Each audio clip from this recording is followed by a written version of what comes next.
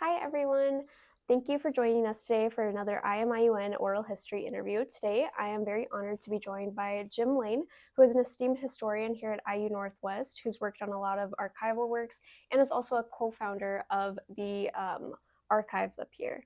So today, I would like to ask you a couple of questions and kind of go over how you got to be in the position that you have been in here and the impact that you've had on this wonderful campus. Okay. So my first question for you is, how did you become interested in historical works? How did you become interested in working on archives and learning about preserving history in terms of this campus and the Gary community? Well, when I first came to IU Northwest in 1970, I was hired as an urban historian, having received my PhD at the University of Maryland. Mm-hmm. And I right away learned how fascinating Gary's history was, and that I wanted to make that a large part of the urban history course. Mm-hmm. And so one of the things I started doing was having my students do oral histories of mainly their families, because most of the students then were blue collar, from steelworker families, and in many cases people who's either had moved here from another country or the American South or Mexico, or their parents had, or possibly their grandparents. Mm-hmm. So these oral histories were not only about their family and ethnicity, but it brought the local dimension into the study of urban history. And Ron Cohen, who was hired the same day I was in 1970, he also had his students doing these kinds of things. Mm-hmm. So fairly quickly, we wanted to preserve them both in a magazine, and that's how Steel Shavings magazine got started. But then it was really his idea to start the Calumet Regional Archives. Mm-hmm. And it's grown ever since. We were fortunate that we got the idea about the same time they were planning this library. When I first came, the library was just in the second floor of a building that's since been demolished. And so the people planning the archives set aside a room not as large as we have now, but a much smaller room for the archives. And we had the help of the chancellor, who got some important papers of Congressman Ray J. Madden. Okay. And we were also able to hire a full-time archivist, Steve McShane, who was here. He was in his 20s when we hired him, and in his 60s when he retired. And fortunately, we have a very good replacement for him in Jeremy. So the Steel Shavings magazine and the archives are two of my main legacies, in addition to being a teacher, a good teacher, in my opinion, and also a way of preserving local history, not only of the campus and students who went here, but of the region. Mm-hmm. Gary has been what I first started researching and eventually wrote a book about. But I consider myself a regional historian. Mm-hmm. And try to show how Gary was connected to other areas, other industrial cities in the region, but suburbs like Maryville and Chesterton. Mm-hmm. and places like that. Yeah. So anyway, I've kind of branched out from my original concept, and the archives now reflects some of my interests and Ron's, both environmental history, labor history, educational history, women's history, Black history. Mm-hmm. So anyway, that's kind of how the archives grew from when I first started here. Yeah, that's very amazing. Kind of getting into that, prior to you becoming a historian, was this the career path that you expected to venture out on, or was there something else that you had in mind when you were like in my age, like in college? Was there something else you were interested in, or is that what you expected? Growing up, I thought I wanted to be a lawyer.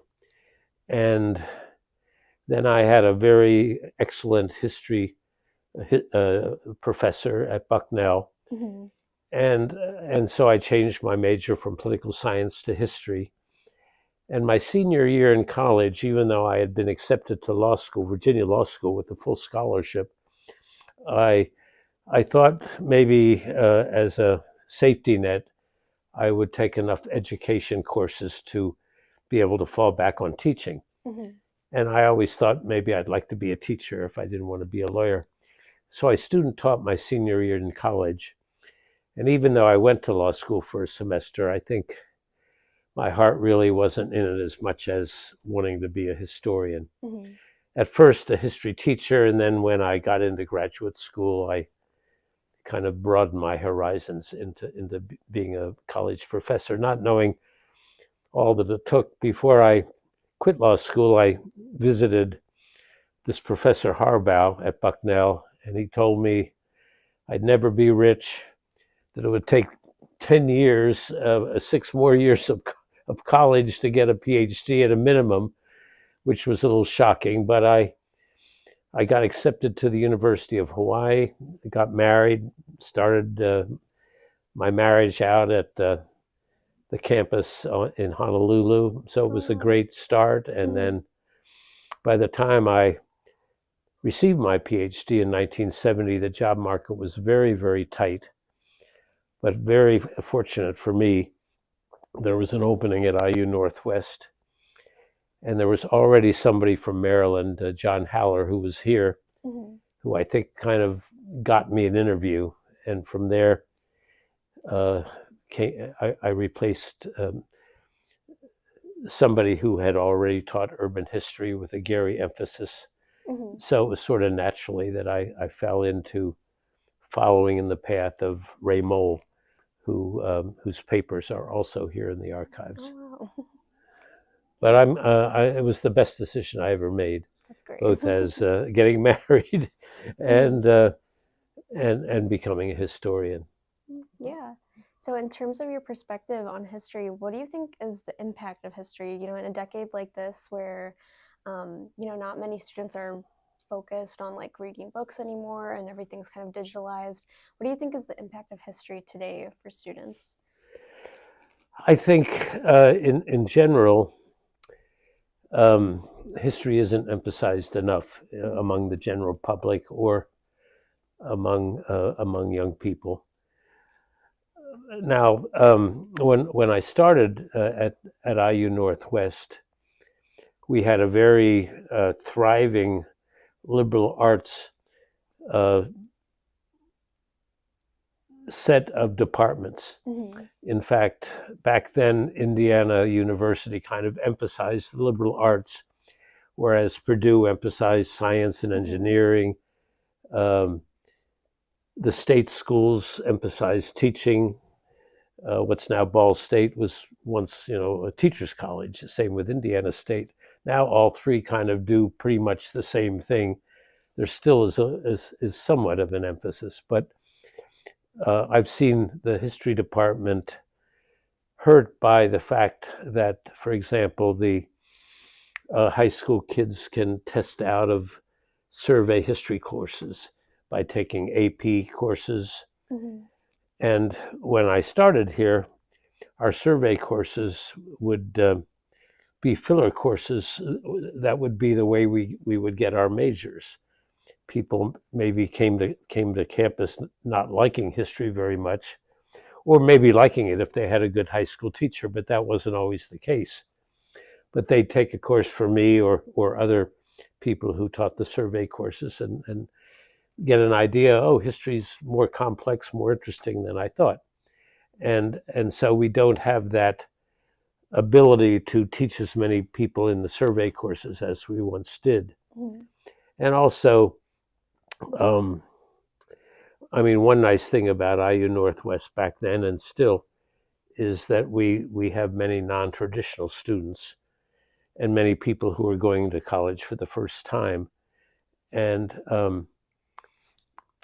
so we have a tremendous diversity of students that you don't get at every campus in terms of age and ethnicity. And that was something I really enjoyed. Yeah, I think that's still true today, definitely. I think it is too. Yeah. So when you started getting into, making publications like some of these that are here, and when you started your magazine, Steel Shavings, what were some of the most interesting things that you learned that you might have not expected when you started looking at the Gary community and all the things that it was flourishing in back then? I think that one thing that attracted me to Gary was how young it was. In 1970, the city was only 64 years old. It was founded in 1906, by U.S. Steel. Whereas, I come from the Philadelphia area, so to study the history of Philadelphia would have been a lot more daunting.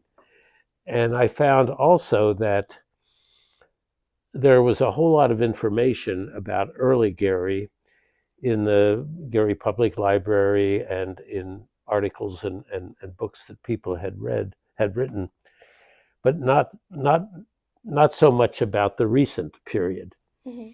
And as somebody who got into oral history while I was a grad student, who believed in history from the bottom up and studying groups that traditionally had been left out of the main tale of America, I was interested in the more recent part.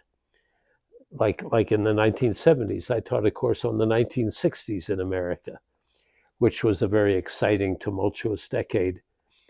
And so the thing that opened my eyes more than anything else were the things about the recent past. Gary had, just 3 years before I came, elected the country's first black mayor, Richard Gordon Hatcher. And I was very interested in following his administration. My wife and I also got very involved in an environmental effort, a Save the Dunes effort, and an effort to stop the utility company NIPSCO from building a nuclear power plant right on the shores of Lake Michigan near Bethlehem Steel. And so it was so the Bailey Alliance was something that opened my eyes to the history of people who had been environmentally conscious way back at the turn of the century, who had been thinking about a national park 100 years, 70 years or more before. And even in Miller, there were experiments by Octave Chanute with gliders that led to the Wright brothers being able to fly the first planes. And so a lot of interesting things were happening in Gary, and because of my emphasis on social history, I was not only interested in the politics and the economy of the city, but its sports history. And just recently, a Gary Sports Hall of Fame has opened up on campus. And I remember interviewing, and there were people in 1970, in the 70s, who were around at Gary's very birth. I interviewed Gary's first sports hero, Johnny Kyle, who was known as the Wild Bison, and who, before starring at Purdue, had starred at Gary Emerson. And then he played pro football, but he also, during the 1920s, coached Gary's immigrant school, Frable, a school that had 40 plus nationality groups, many whose parents wanted the kids to be quitting school at 16 to go out to work in the mill, and didn't have any appreciation of football until Johnny Kyle sat down with them and kind of said, I want your kid to be playing for me. And in 1945, when there was a nationally famous strike when white kids boycotted Frabel to keep black people from having first-class rights within the school. Johnny Kyle was made and they temporarily relieved the principal of his job. Johnny Kyle was brought in to run the school until the principal got his job back. So I didn't know, I knew a lot about him before I interviewed him, but I learned a lot more just interviewing him. And he later on became athletic director in addition to the coaching duties that he had. So I learned a lot from interviewing people that when I interviewed this person who was one of the first Mexican American immigrants to Gary, Paulino Monterrubio. I went in with a bunch of questions relating to how he had been discriminated against when he came to Gary, which he was, in terms of where he lived, what kind of job he could get at the mill, et cetera, where he had to sit at the movie theaters. But I learned, once I was getting to know him through the interview, that he didn't just want to be known as somebody who was a victim of discrimination. He was proud of his citizenship papers and proud of his union card and proud that he was a World War II warden during the war, and proud to show me family pictures of how, even though maybe he didn't get as far as he had hoped, his family members who came after him did. So it showed me how rich an interview can be when you're open to not just having a set of questions in front of you, but really having it be a shared experience, which any good interview is. Yeah. So through the oral and when I was writing my history of Gary, I was interested in things like in the 1920s, when the city doubled its population from 50 to 100,000 people, more than live here today. There were over 12 movie theaters in Gary. More people went to the movie on average per week than the population of Gary. There were a bunch of streetcars that kind of connected Gary to other areas of the region, and people would use Gary as like their shopping center, their regional shopping center. And so, in addition to these, like the Tivoli and the Palace Theater held more than 2,500 people could sit there, and it was cost them more than $1 million. There were chandeliers. It was a beautiful theater, and it was a community center. In addition to movies, first the silent movies, and then later the talkies. They'd have live entertainment. Oftentimes, people like the Marx Brothers, who would play in Chicago, would maybe come here for a day, and people would be able to see first-class entertainers as well as movies. So my concept of history was broadened to include social history, prohibition. Gary was a pretty wild place during the Roaring '20s, as it was called. Yeah, I think that's really incredible that you kind of covered like every sort of aspect of the social history that's gone on in the past couple of years, because that's definitely something that a lot of students might be interested in looking in at this day and age too. Now, another question that I had was, what have been some of the biggest challenges that you faced when you were, on the road to finding some of this history in the Gary community? What were some things that kind of set you back or were difficult to look for? Like I say, I think that just trying to get the flavor of the city. I grew up in a white middle-class suburban community outside of Philadelphia, and this was more of a blue-collar community than I had ever seen. Although I married a Polish American girl from Philly, so I knew a little bit about ethnic groups and the like.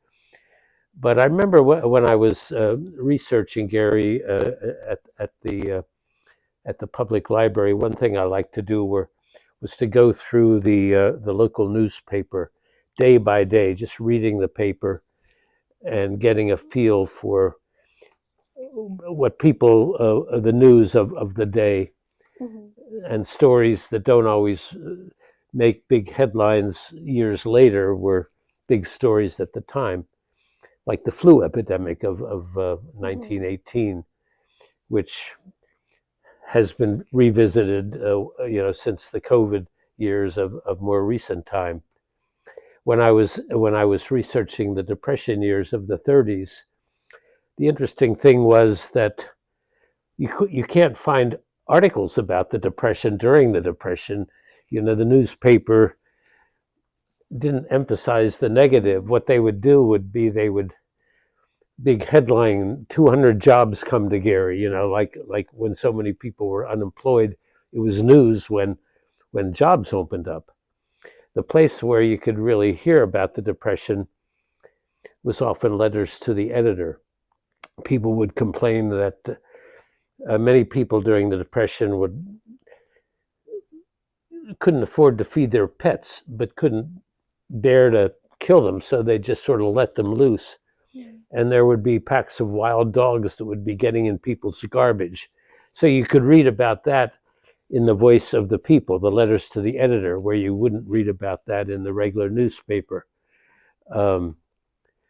And sometimes when New Deal agencies opened up, like a lot of Gary residents, young kids would join the CCC, the Civilian Conservation Corps, and then send money back to their folks who really needed it.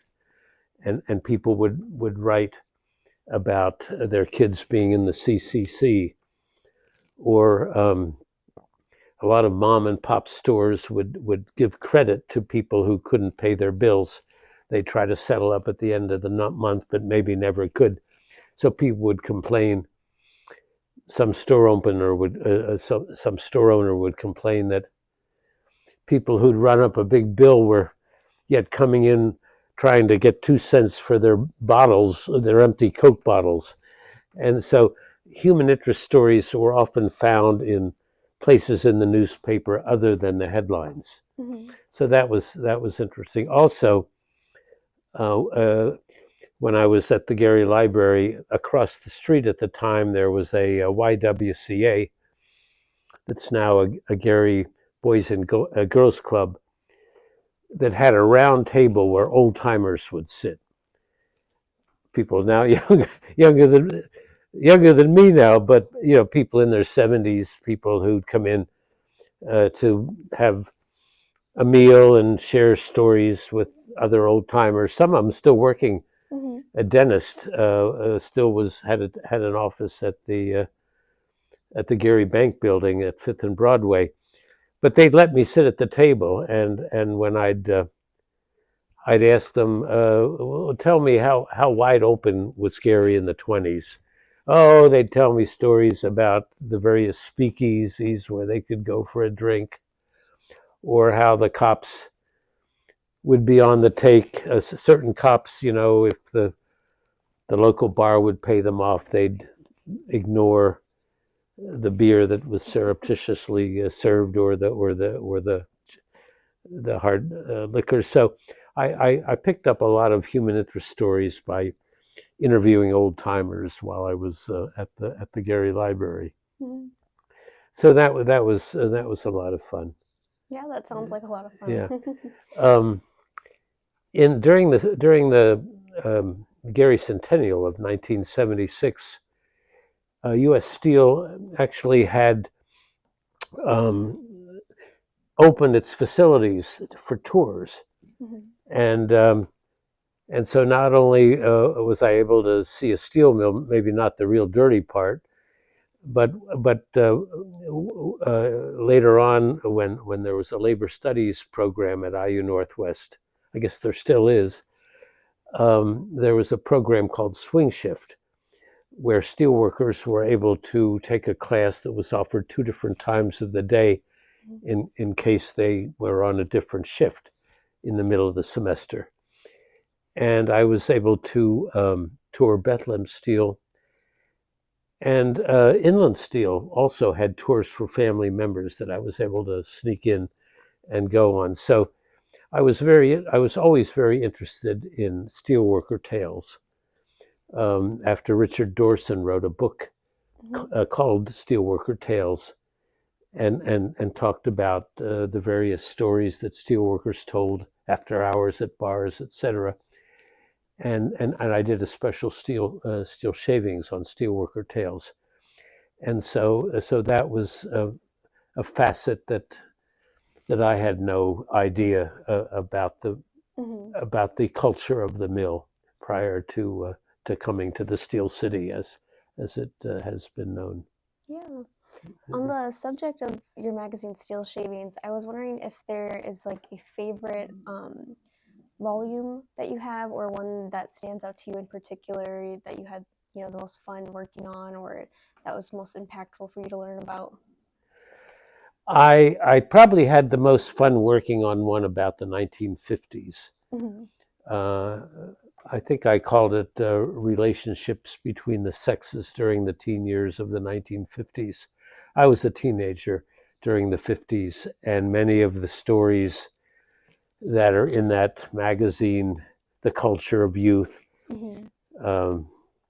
sex, cars, and rock and roll, wasn't drugs yet, at least in the suburbs. There are stories that have their equivalent in the region. Bare Ass Beach, where people would go and swim naked. Stories about making out at the drive-in movies. Stories about going steady, bird dogging, all these kind of things that are part of teen culture. And I also did I tried to do magazines on each decade of the 20th century, and one of my favorites is on the 1990s, where I had some really great students who wrote journals of that time. A lot of people define history as a record of change over time. And so you can see both change and continuity, studying teen culture in the 50s versus teen culture in the 90s. I did another issue in 2003 where students would keep journals of the month of March. What I found were a lot of things similar to when I was growing up, but many things that were different. Certainly, by the 90s, computers had come in, and certainly today, people are much more wedded to their cell phones than my generation didn't even know about. My wife had a party line, that they weren't always sure if somebody wasn't listening in when they would answer their phone. So I think that another one of my favorite issues, I did a special issue on the town of Cedar Lake. Oh, okay. Cedar Lake has probably gone through more vicissitudes than any community around.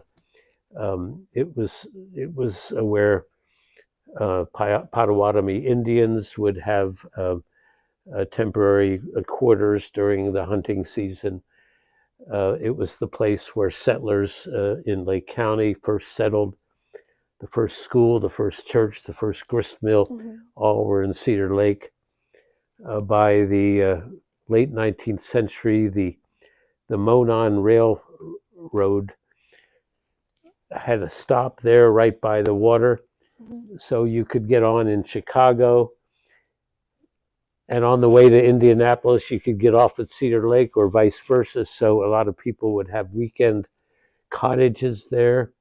During the 1920s, during the automobile age, it really boomed with many more cottages being built that decade. By the 1960s, it had become a kind of a rough, unincorporated area where motorcycle gangs hung out, and it was pretty wide open. in terms of the bar scene. But more recently, it's gentrified, at least near the neighborhoods near the water have condominiums growing up.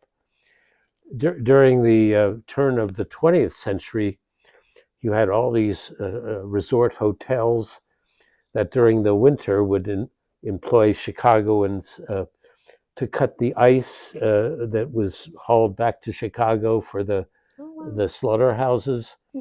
And so you had a whole temporary population in the wintertime. During the Roaring Twenties, Johnny Weissmuller, who was Tarzan in the movies and a Olympic champ, trained there. Jack Johnson, the black heavyweight champ, trained there.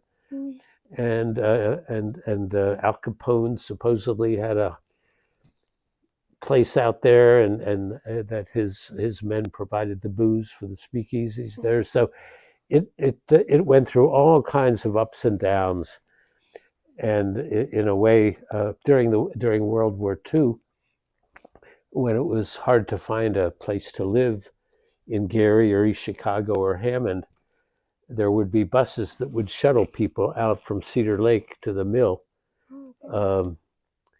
during 3 times a day, back and forth, and so during that time you had many people from the American South living there. Some people in Crown Point who kind of shunned their blue collar neighbors would refer to Cedar Lake as Cedar Tucky because so many people from Kentucky lived there. And so anyway, I had what I called the Cedar Lake Gang. I taught a seminar, and my students would go out and interview people, and I still remember, some of those interviews. There was a beloved senior citizen named Beatrice Horner, who had written a weekly paper, a weekly article on the history of Cedar Lake, and I incorporated many of her articles in this Steel Shavings that I put out. And somebody was interviewing her. I'm going to break up just thinking about it. But the first question he asked was about her ancestors, and some of them were Potawatomi who'd been kicked out of Indiana in the 1830s. Some of them were able to stay by intermarrying, but he asked about her ancestors, and she started crying, and I had to take over the questioning. I was doing the camera work until he kind of was able to pick it up from there. But I also interviewed a guy, Robert Petico, who became a school teacher there, who grew up in one of these really blue collar sections, and he talked about a part of Cedar Lake that some of the snobby rich people would have better left unrecorded. And I remember some people were angry at him. He told me later that he had put that shady side of Cedar Lake in his remembrances. But that's part of the history, and sometimes my Steelworkers Tales magazine almost got censored by the university because of pressure put on the university by management and the Steelworkers Union at the time, who didn't like the fact that I interviewed one of the rank and file people who. But the chancellor, Peggy Elliott, stood up for me. I was talking about how in the 1970s women were first hired, except during wartime when they were hired, and because of a consent decree, the mills were forced to hire women on an equal basis with men, and initially they were harassed very badly, and until they started a women's caucus and fought back against the peepholes that were being put into the, so people could look into the women's locker room, and people harassing them sexually on the job. When I talked about some of that stuff during those early days and people complained, Peggy Elliott went to this big meeting with me and said, well, don't you think that should be part of history? And they caved, so I had the support of the university ultimately, and everything turned out okay. But history, when you go up to contemporary history, it's not all cut and dried, and it can become controversial. Mm-hmm. So, as an oral historian, you have to be aware of memory can be faulty, and you can't just take the word of your interviewee, and you have to try to validate what they say and check with other sources. But but it's not always something that's non-controversial. Yeah. That's very interesting. One thing that I noticed, like throughout the course of the interview, is that there are a lot of figures and important people that you talked about, on your journey to collect a lot of the history in this community. I was wondering if there are any other, historical figures or even like places in the region that you feel have been, significantly underlooked by us nowadays, or if there's something that you feel like we don't talk about enough that we should talk about. I think that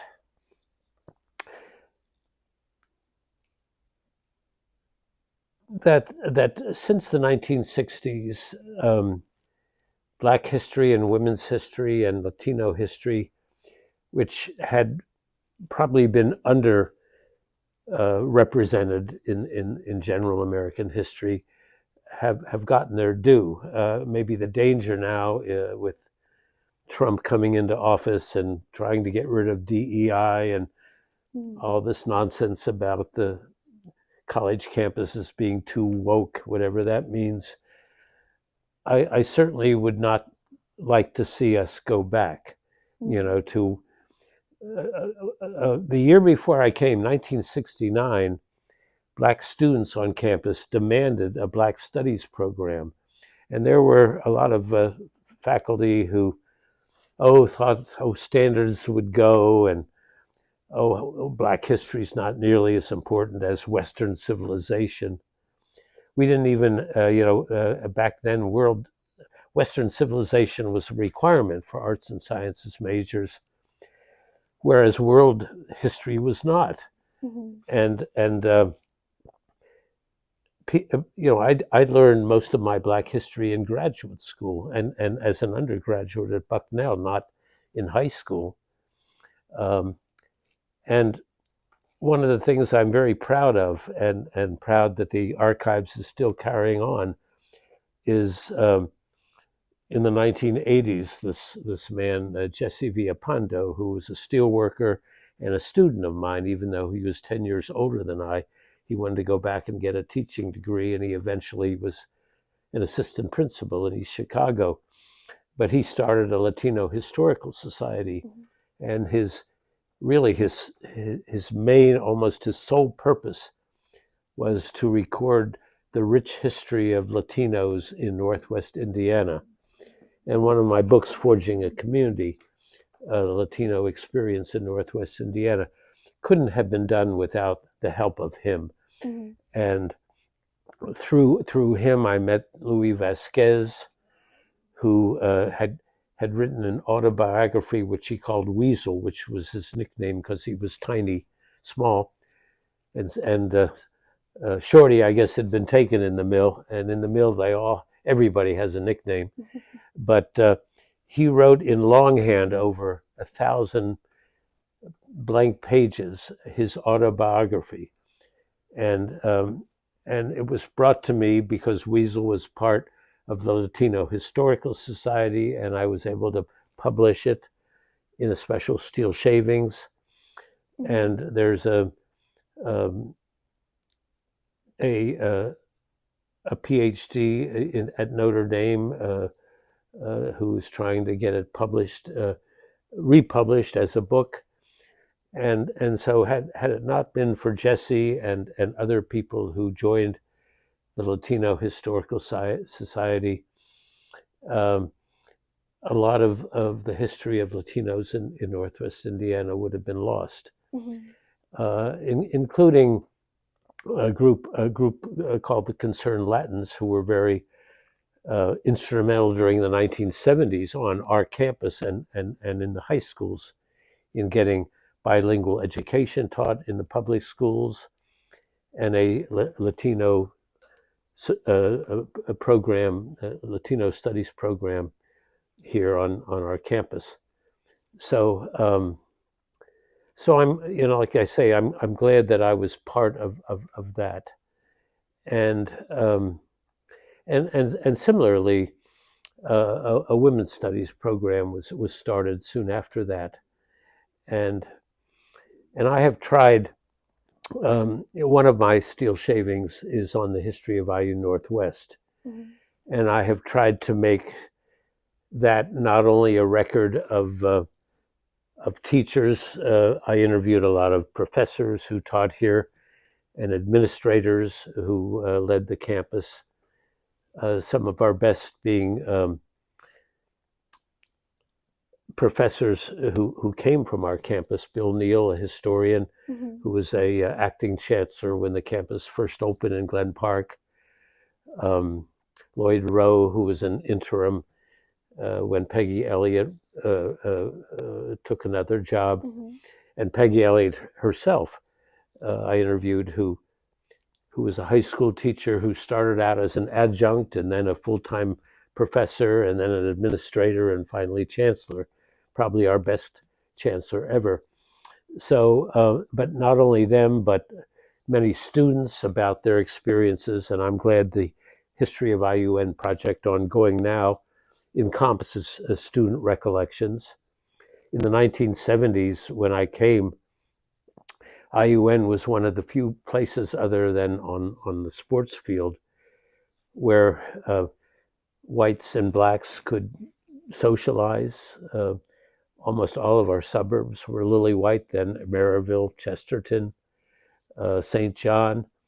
Since then, you can find African Americans living there, but not in the 70s. So our campus, the Vietnam War was going on when I came to campus, and there was an active anti-war movement going on, an SDS chapter. My predecessor was fired or told he wouldn't be rehired because he was at one time head of the SDS here. So a lot of in the 1960s and 1970s, IUN had a growth spurt unlike any time before or since. And I was really pleased to be part of that. And back in the 70s, all of the full-time professors were expected to teach one evening course out of 3, either at 5:30 or at 7 or at 8:30. Because so many of our students were night students, were coming after after their kids got home from school or whatever. Most of the historians were not much older than our students. I started at age 28. Many of my friendships today are former students. I was asked to play softball with some of my former students and had a lot of parties with them as a result. There were a couple of prior to 1970. I remember when Bill Neal hired me, he said, well, this is a pretty good first job, because most of the people who would come would go on to bigger and better things. If the great advantage of this campus was a 9-hour teaching load, but then you were expected to publish or perish, to write a book or articles in order to get tenure.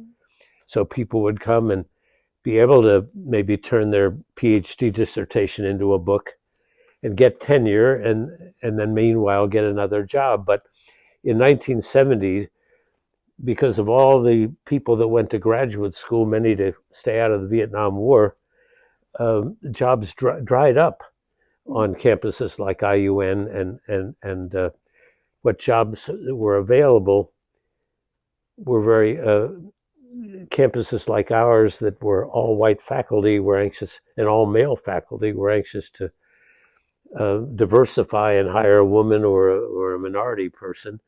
So for white men especially, it was almost impossible to get a job after 1970. I was lucky to get one when I did.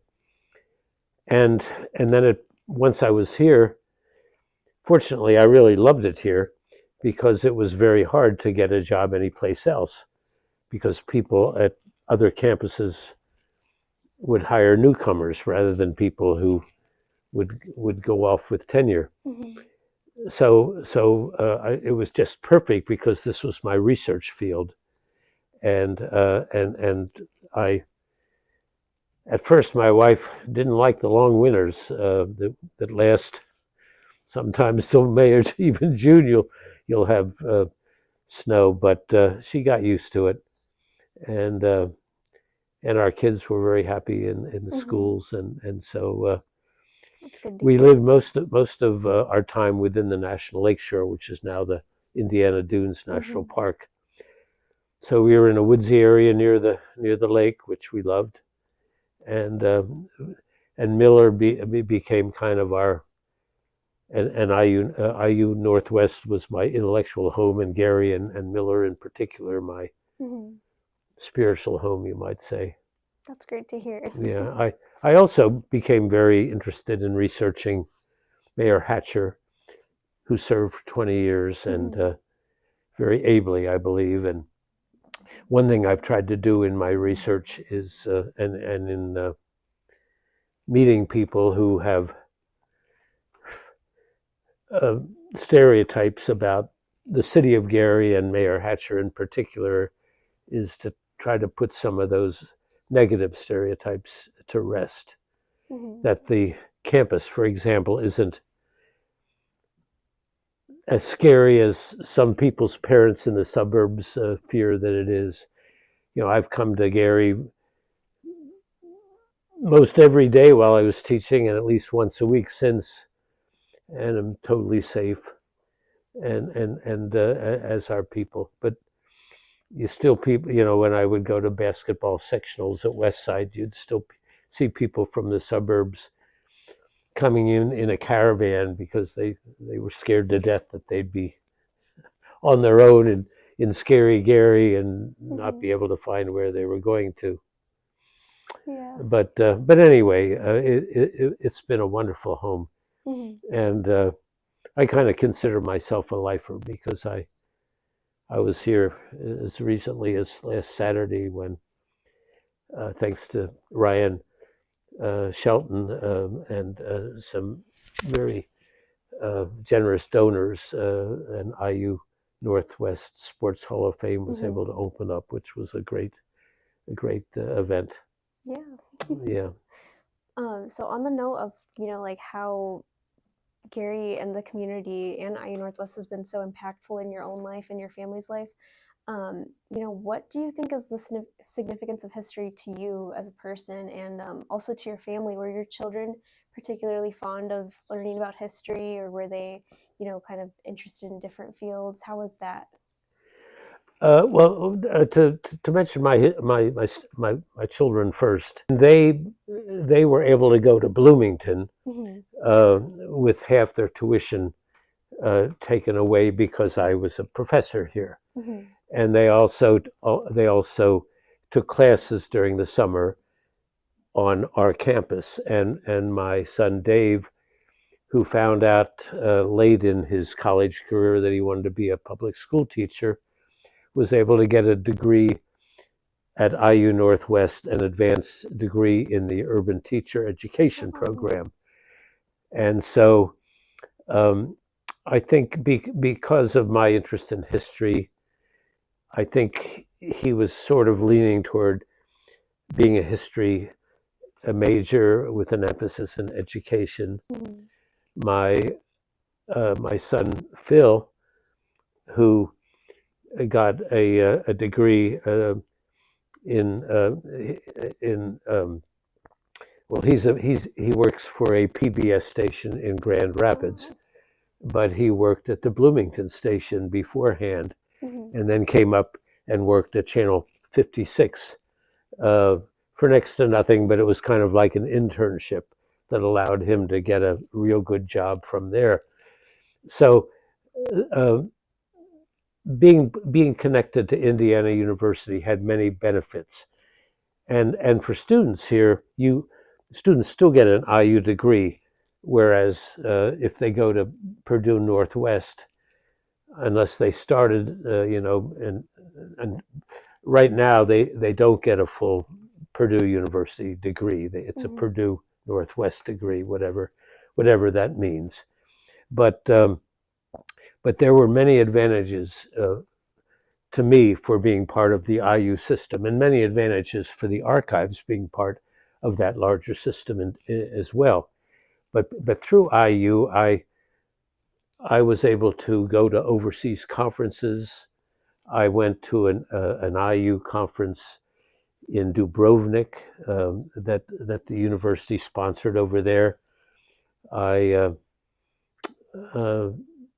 was able to have a lot of advantages as a scholar, tapping into the IU system's research capability. So, but I think that history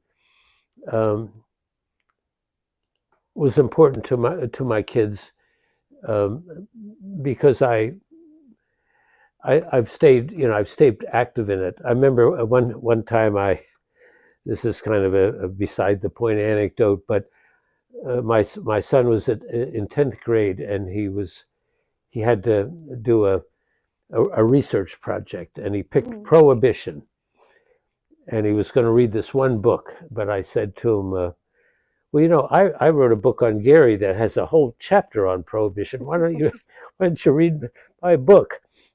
So he did, and then foolishly I said, well, instead of just reporting on my book, I'll take you to the Gary Library, where I did a lot of my original research, and you can also cite these other articles. And he did, but he used the wrong citation, different from what the teacher wanted. So he got a terrible grade because all his mistakes were in the footnoting rather than what he had written in the body. But that was one way I was trying to get him to read my book on Prohibition and Gary. And I think that he,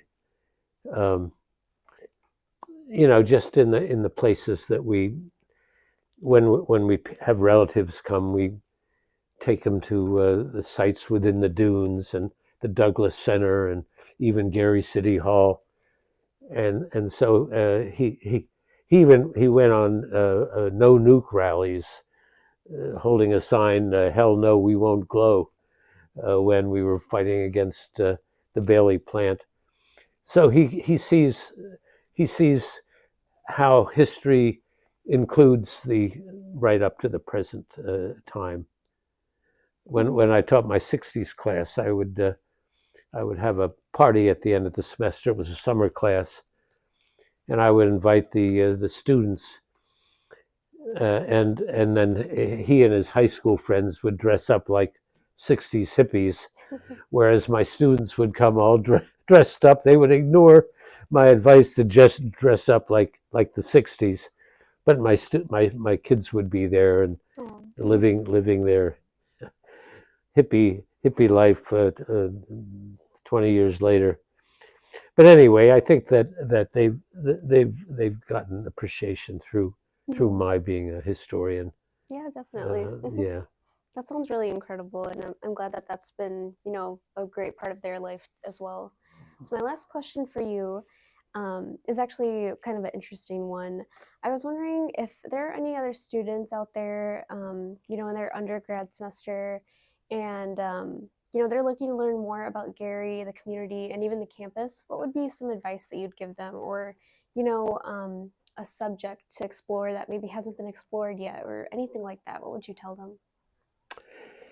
Well, whenever I talk to students who are looking for projects, Mhm. my first advice is narrow it down. You know, instead of writing about the Depression, Mhm. write about the Depression in the region or the Depression in your community, Mhm. or maybe how the Depression affected your family. And one of the that's one of the main values of family history, in addition to learning about your own family, your heritage, where they came from, et cetera, is um, you learn about general trends, things that were going on in Gary or Crown Point or wherever, were probably reflective of larger trends that happened throughout America. Mhm. And while there are obviously regional differences from place to place, I wrote about the New Deal in Hawaii when I got my master's degree. And I remember people telling President Franklin Roosevelt, "Oh, there can't be a depression in Hawaii. It's the vacation land of." Well, there was a depression in Hawaii, and so the territorial governor had to deal with unemployment, had to deal with a whole host of problems. Mhm. So I try to tell people to narrow your subject down. Um, Sometimes when you're interviewing a family member, maybe your own parent isn't the best person to interview because they will sugarcoat their own life or not tell you the real nitty gritty details. Often there's one family member who's kind of like the family historian, who's maybe the best place to go to, or somebody who the ne'er do well uncle who'll tell you the how it really was back in the day rather than what your parents would want you to believe. Mhm. But I really believe in local history as a good starting point. And when I did my history of IUN, I remember interviewing one of the young campus cadets who was on the police force, Mhm. and that was one of my most interesting interviews. He told me about how at the time most of the older cops were retired Gary cops, and they would put him through all these hoops. Uh, he'd go out in his patrol car, and they would go in while he was in the building and turn on all the emergency lights, and he'd come back out, wondering what the hell was going on. They would, uh, put him through razzing, or he would tell me. Back at the time, there were a lot of places where teenage students would go to make out with their girlfriends because they maybe both lived at home. So when he would be checking the far-flung parts of the library, he'd sometimes come across couples, or the far reaches of the parking lot. So he would tell me a lot of things about the aspects of the campus that I would have never thought about. I had a carol back here in the stacks where every once in a while I'd come and there'd be Muslim students praying Mhm. with a rug out, because it was a private place where they could do that with rarely anybody coming upon them. So also I interviewed people who were adjuncts. I mean, the most miserable existence that I could imagine, and there are many more adjunct professors than you think of. Many Mhm. people who teach here are adjuncts that are just getting a few $1,000s a course and forced to teach a couple courses here and a couple courses maybe at Calumet College and maybe another course someplace else, just to just to get above the poverty line. And uh, and it's almost scandalous, um, how mistreated they are. This Mhm. one guy, oh, I an adjunct in some departments can be planning a course right up till say Christmas break, and then when it's time to have this people sign up for classes, if a full timer's class doesn't make, well, that adjunct is bumped out of his class that he's been preparing all for weeks, Mm-hmm. so that a full time person can take his place, and then he's out of luck. So one of the people who taught here and unjustly was denied tenure is now working to organize adjuncts Mm-hmm. in a different part of the country, and more power to her. They need union representation. So that's my soapbox. I probably didn't answer your question, but No, that's okay. okay, but yeah, and one of the great things about teaching here, if I was a starting teacher at Bloomington, or let's say when I started at Maryland, where I got my PhD, Mm-hmm. I was a teaching assistant to a professor who had a class full of 180 students, and he would lecture to them twice a week, and then a bunch of us would meet in small sessions of 20 students once a week to have a discussion section on either the readings for that week or what the professor said the last 2 days. So um, so students really wouldn't have much one-on-one time with full-time professors. Mm-hmm. One really great innovation on this campus in the past few years is to have a freshman seminar, and maybe it's been expanded to everybody on campus, but when it first started, it was for arts and sciences students. Mm-hmm. So they would have a full-time professor, usually a very, very good one who loved students. And the very first semester, to kind of acclimate them to campus, they'd be in a small setting of 15 students, and they'd learn about the history of IUN. They would learn how to take notes, how to do a PowerPoint, and then they would learn some content. If a philosophy professor was teaching it, they'd be taught a few things about philosophy, or a historian, that person's specialty would maybe teach something of interest. And so it was a real good way to get a student started, Mm-hmm. uh, where maybe that person would be a mentor to them. Maybe they take more classes from that person. I think there's a similar thing with the STEM college students. Mm-hmm. They would do something as a freshman, and they'd go out and do a project out on Lake Michigan with a geologist, or Mm-hmm. and then they would be able to mentor other freshmen. So IUN has a lot of imaginative programs to make sure there's a connection, and that students stay here as long as they're comfortable staying here. Yeah. Uh, Thank you so much for sharing that. Yeah, I feel like this campus has a lot to offer, and in the historical sense, there's even more to offer in that way. But it's been very incredible to learn all about your journey as a historian, and you know all of these incredible figures that you've had the pleasure of working with over the years. About some of the publications that you've worked on, it's all been really incredible. So thank you so much for that. okay. Hmm. Have you interviewed or done research on your own family history? I have, yeah. But the thing is, a lot of my family lives overseas, so I am kind of in the same, issue that you kind of talked about. I don't feel like there's a credible enough person to give me a sense of my family history. Yeah. Well, maybe Yeah, you'll get to meet some of them. yeah, I hope so too. I do too. Hmm. Well, thank you so much, All right. Jim, It's been for my pleasure. Really, you've been yeah, great.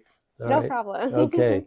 One thing I want to say to the public or students who are watching is that if you're interested in learning about the Gary campus history and the community history in the broader context, please definitely reach out to a library staff member or direct yourself to the Anderson Library third floor to the archives and ask to look at some of Jim Lane's different publications that are here that are all very incredible in their own sense to learn lots more about our campus and the Gary community.